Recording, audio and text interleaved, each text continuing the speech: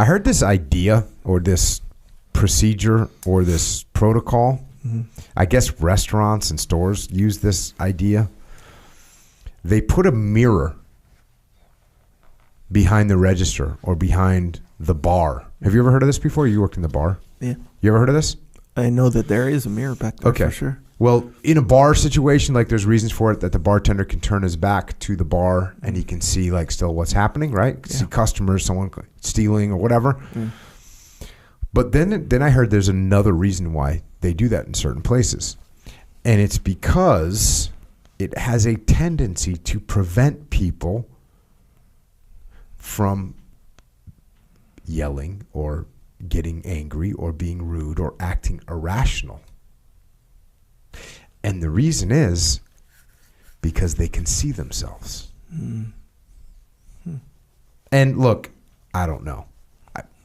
It kind of makes sense, though. You know what I mean? You ever seen someone that's doing something really stupid and then they notice there's a security camera there? Here's the thing. When people see themselves, they tend to kind of clean up the way they're acting, right? When you see yourselves on the outside, you don't have any perspective of what you look like to everyone else. And then all of a sudden you see yourself acting like a idiot, mm-hmm. or being rude or being angry or flying off the handle or yelling at people, and you see it. That mirror is like a form of detachment. That's what it is. It's a form of detachment. Well, the thing that I'm always trying to explain to people how to do is to say, hey, take a step back, take a breath, look around, make sure you're not letting your emotions get out of control. Make sure you're not letting your ego get out of control. Like all these things that I talk about all the time. If you think about it, a mirror, if you have to see yourself, it might keep you in check.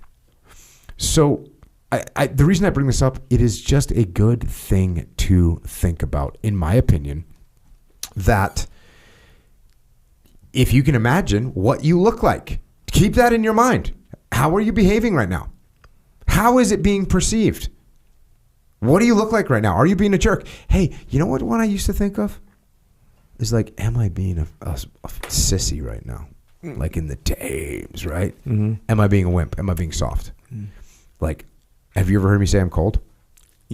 No, I have you never, know what I mean? I've never heard you admit that you're cold. No. Yeah, exactly. So like, sure. Have you and I been in situations where we came in here and it was wintertime and the freaking temp in the podcast zone was freaking 57 or whatever. We got to sit in here for 4 hours. And you got chicken skin. And I'm only allowed to wear a t-shirt because that's how.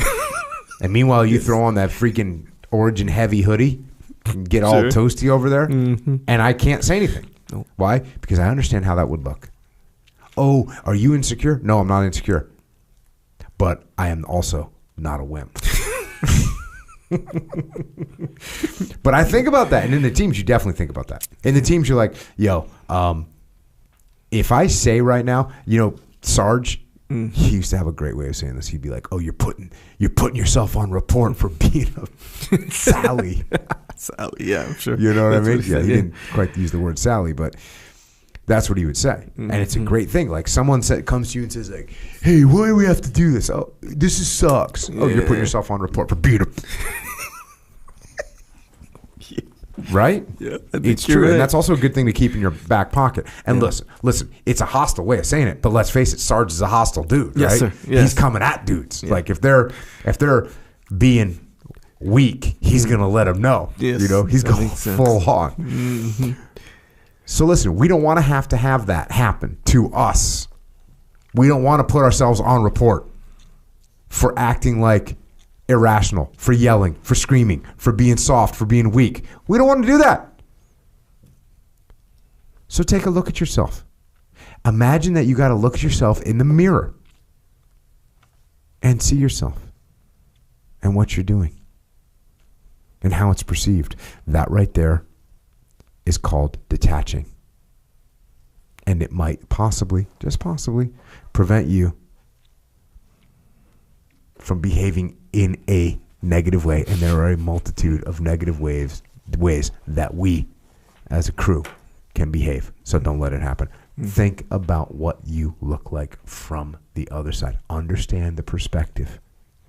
Some people, and look, that might sound like the most petty thing I could possibly say, right? Is this kind of petty? Like, oh, because people say, I don't care what I look like. I don't care what people think. I get that. I get it.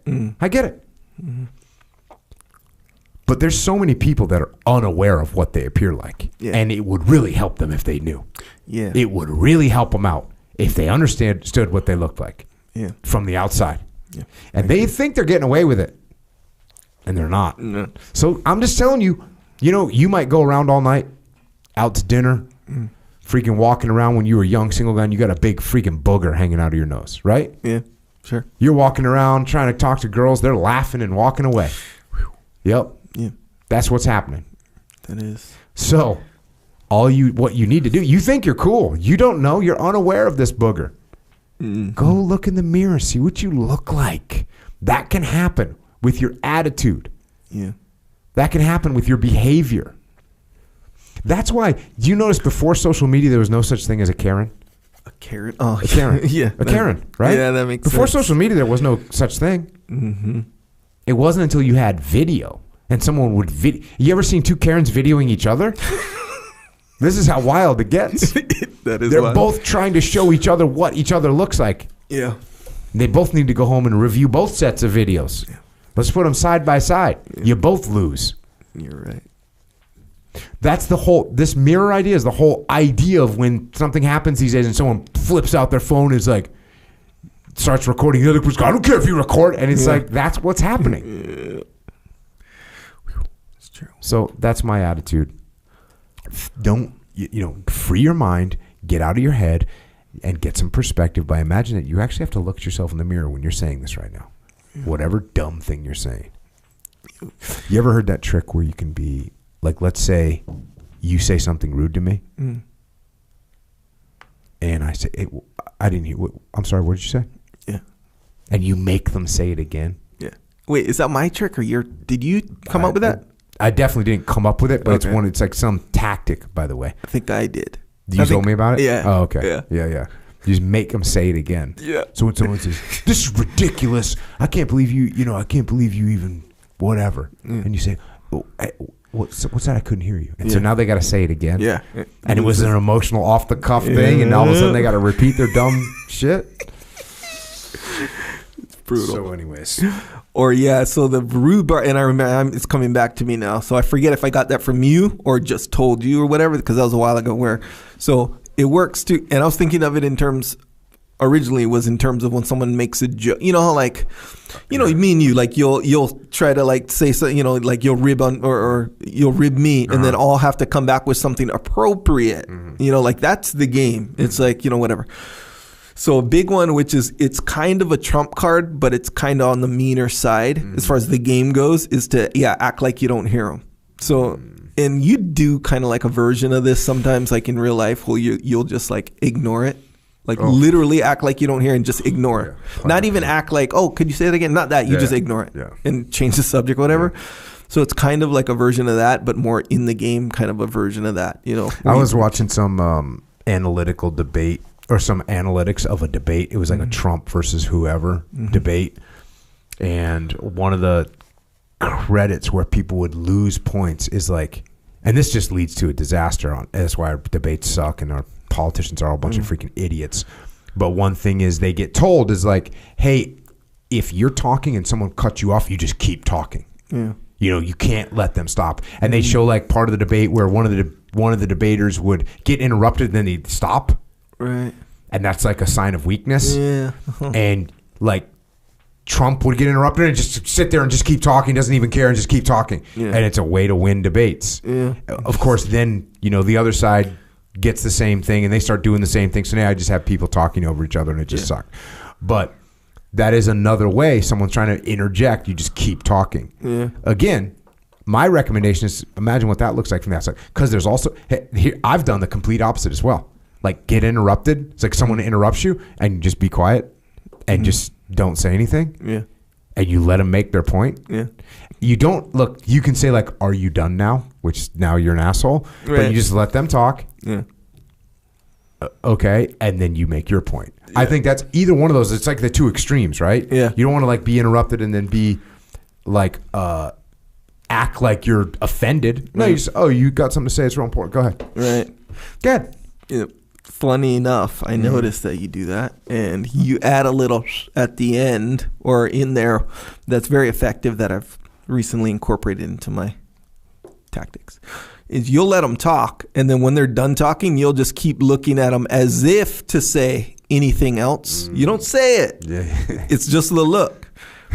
So it's like this awkward pause, and then you do it. Then it's like, I'm like, oh, fuck, I feel that. It's a good one. It's a really good one. What is this game we're talking about? Just interaction with humans. Oh, well, the one I was originally talking is like, the whole friends insult game. Okay, yeah. Where and that's different, but I'm just saying what you would do to like people when they're like talking. Yep. And you know what? It takes a certain level of confidence. If you have it to get interrupted and just be quiet and listen to what they say, that takes confidence. Yeah. It shows you're confident, it shows you're secure in your ideas. If someone cuts you off and you just let them finish and then look at them like, are you done? Yeah. Okay, if you're done, your idea is meaningless. Let me go on with mine, which actually makes sense. Yeah. I heard this idea or this procedure or this protocol. Mm-hmm. I guess restaurants and stores use this idea. They put a mirror